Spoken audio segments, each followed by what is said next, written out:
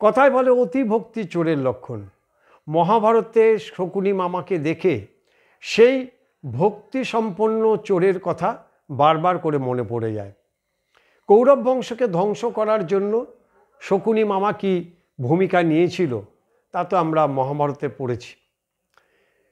তিনি চাইতেন যে কৌরব বংশটা ধ্বংস হয়ে যাক, কারণ তাকে যেভাবে অপমানিত করেছিল সেই অপমানের বদলা নেবার জন্যই তিনি একেবারে অত্যন্ত ভক্তি সহকারে কৌরব বংশের তিনি পরামর্শদাতা বা তিনি ওয়েল উইশার বলতে যা বোঝায়, শুভাকাঙ্ক্ষী বলতে যা বোঝায়, তিনি তা হয়ে উঠেছিলেন। আসলে সেটা ছিল পুরোটাই একটা ছল।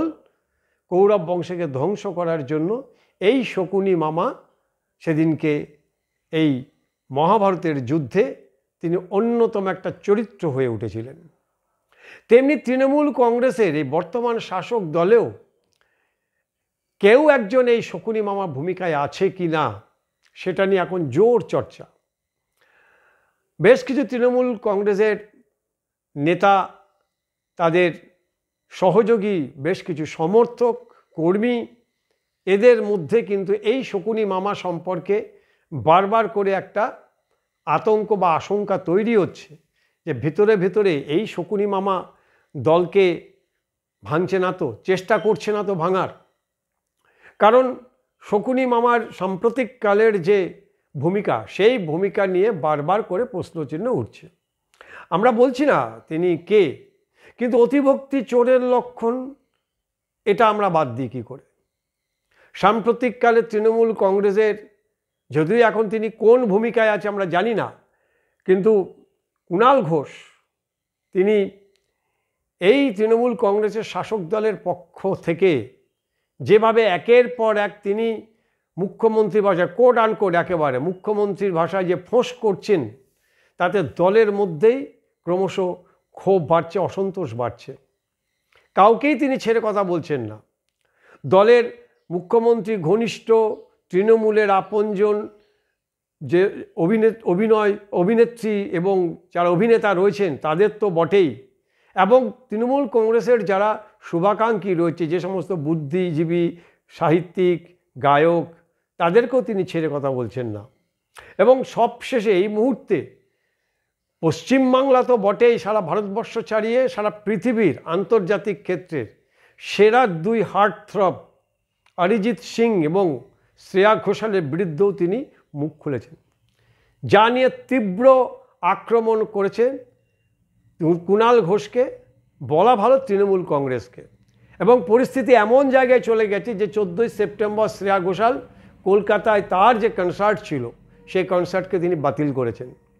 স্বাভাবিকভাবেই অরিজিৎ সিংয়ের মতো এরকম একজন একেবারে খাঁটি বাঙালি, যার রক্ত মজ্জায় বাঙালিয়ানা, সেই ছেলেটিকে তিনি যখন আক্রমণ করেন তখন আর বলতে বাধা নেই যে এই যে অতিভক্তি চোরের লক্ষণ, কুণাল ঘোষ আপনি আদৌ তৃণমূল কংগ্রেসের উপকার করছেন নাকি অপকার করছেন?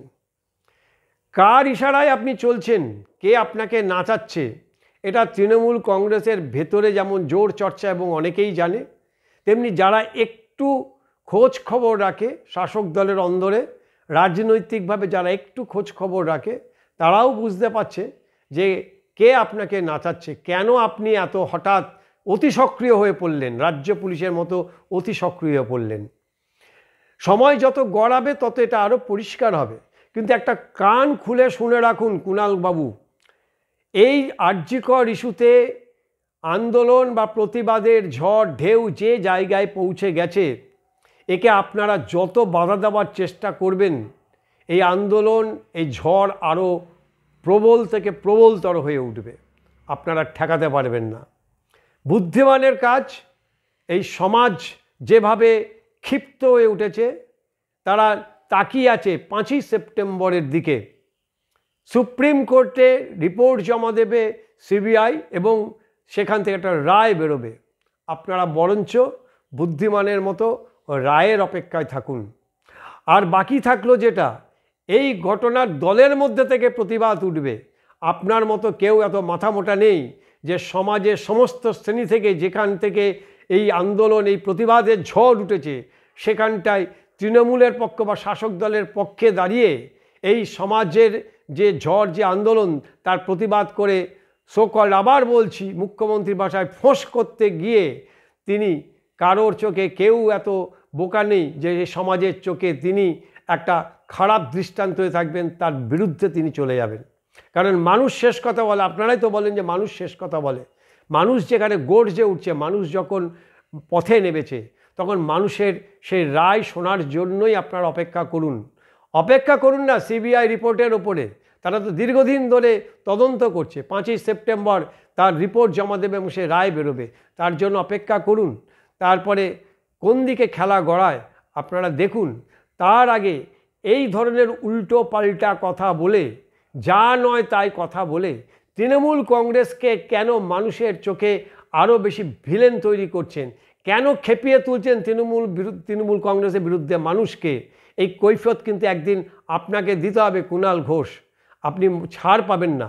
তৃণমূল কংগ্রেসের যদি দলের মধ্যে ভাঙন হয়, তৃণমূল কংগ্রেসের বিরুদ্ধে যদি মানুষ জনমত রায় দেয়, তাহলে সেক্ষেত্রে কিন্তু আপনি কম অংশে দায়ী থাকবেন না যে এই ধরনের উল্টোপাল্টা মন্তব্য করে মানুষকে ক্রমশ খেপিয়ে তুলছেন।